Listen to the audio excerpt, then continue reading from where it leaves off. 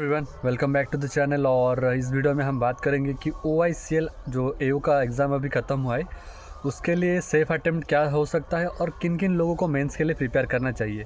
मैंने एनालिसिस वाला वीडियो इसलिए नहीं बनाया क्योंकि इसका एग्ज़ाम सेम था। जो NICL हर इंश्योरेंस या बैंकिंग में जो भी पैटर्न आता है सेम था, तो मैंने उसका एनालिसिस वीडियो बेकार में नहीं बनाया, आप लोगों का टाइम वेस्ट ही होगा। और तो सिर्फ मैंने एक शॉर्ट्स अपलोड किया था, उसमें बहुत सारे कमेंट आए थे कि भाई हमारा इतना अटेम्प्ट हुआ है, मेरा इतना अटेम्प्ट हुआ है, होगा कि नहीं, मैं मेंस के प्रिपेयर करूं या नहीं।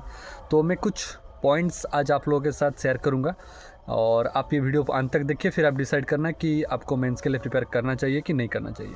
तो पहले बात करते हैं कि एग्ज़ाम के लेवल बाकी NICL या फिर NIACL के इंश्योरेंस के AO की बात करें तो उसके कंपैरेटिवली थोड़ा इजी था।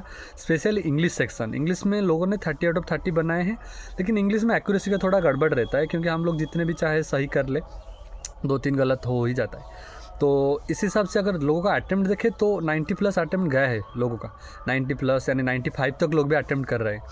तो लेकिन लोगों का मार्क्स उतना नहीं आएगा 90 या 95, उन लोगों का मार्क्स कम के ही आएगा, यानी 80 to 85 एवरेज मार्क्स ही सब लोगों के रहेंगे। मेरा भी 90 अटेम्प्ट है, लेकिन मैं ये मानता हूँ कि मेरा 90 नहीं आएगा, मेरा 85।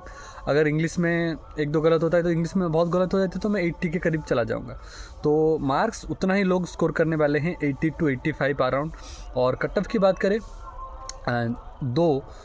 इसका एग्ज़ाम का लेवल थोड़ा इजी था NICL और NIACL के एग्ज़ाम के कंपैरेटिव में। और लेकिन एक चीज़ है कि वैकेंसी थोड़ा ज़्यादा है उन लोगों के कंपैरिजन में, 285 या कुछ वैकेंसी है जनरलिस्ट के लिए। सो कट ऑफ फिर भी हाई जाएगा, हाई यानी 80 ±2, एक रेंज आप पकड़ सकते हो। 78 to 82 के बीच में कट ऑफ ही रहेगा।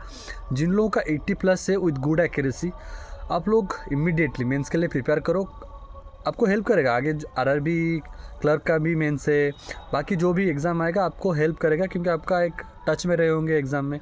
अगर नहीं हुआ तो कोई बात नहीं, क्योंकि हम लोग ने पढ़ाई की है और वो कहीं ना कहीं आगे हमको हेल्प करेगा और हमारा जो प्रैक्टिस है वो नहीं छूटेगा। फिर बात करते हैं, तो ये हो गया जिन लोगों का 80 प्लस विद गुड एक्यूरेसी, आप इमीडिएटली मेंस के लिए प्रिपेयर कीजिए।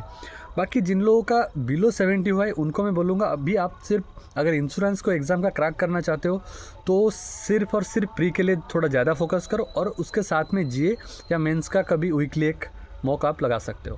जिनका 70 से नीचे अटेम्प्ट है और जिनका 70 से एबव है, सो आप लोगों में पोटेंशियल है कि आप लोग अच्छा स्कोर कर सकते हो। तो आप लोग मेंस के लिए रेगुलर पढ़ाई करो, उसके साथ आप लोग क्या कर सकते हो, प्री का भी फोकस कर सकते हो क्योंकि आप लोग का प्री में प्रैक्टिस है।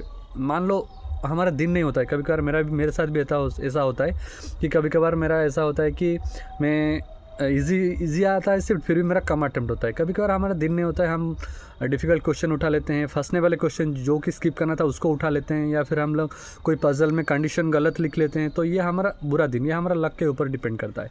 तो ये सब के बारे में सोचो। अगर आपका 70 प्लस अटेम्प्ट है यानी आप लोग थोड़ा और मेहनत करिए प्री में और आपका प्री मतलब अच्छा खासा अटेम्प्ट हो जाएगा। उसके साथ आप रेगुलर मेंस के लिए पढ़ो और इसके मेंस के लिए ही पढ़ो, ताकि हम लोग जब मेंस के लिए डिफ़िकल्ट क्वेश्चन लगाते हैं तो हमारा कंसेप्ट और क्लैरिटी मिलता है कंसेप्ट में, और जब हम प्री के लिए जाएंगे तो हमको इजी क्वेश्चन लगेगा और हमारा स्पीड भी बढ़ेगा।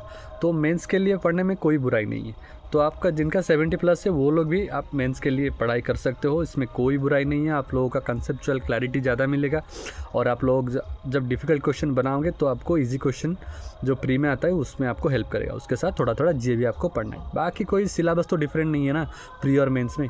तो ये था बाकी चलो बी कंसिस्टेंट एंड क्या बोलो, वर्क हार्ड।